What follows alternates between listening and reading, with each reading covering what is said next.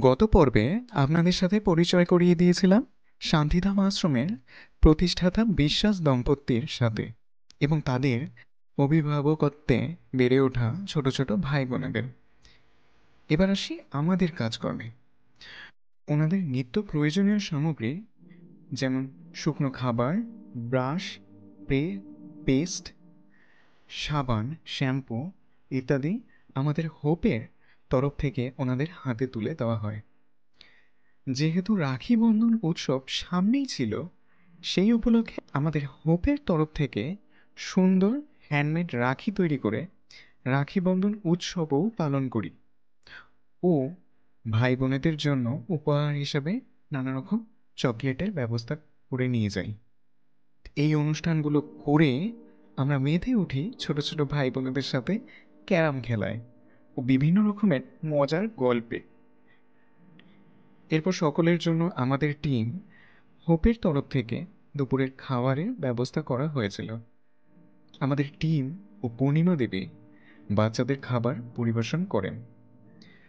তবে হ্যাঁ, আপনাদের জানিয়ে রাখি, রান্নার সমস্ত ব্যবস্থা পূর্ণিমা দেবীই করেছিলেন। যেহেতু বাচ্চারা থাকে, তাই বাইরের খাবারের বদলে উনি নিজের হাতে সবটা করেন। খাবারের মেনু যা আমরা ঠিক করি সেটি ওনাদেরকে বলে দেওয়ায় উনি সব ব্যবস্থা নিজেই করেন এবং তার জন্য যে আর্থিক অনুদান তা আমরা ওনার হাতেই তুলে দিই। খাওয়া দাওয়ার পর কিছুটা সময় আমরা ওদের সাথে নানা মজার গল্পে কাটাই। তারপর ছোট ভাই বোনদের আবার আসার প্রতিশ্রুতি দিয়ে ওখান থেকে বিদায় জানাই।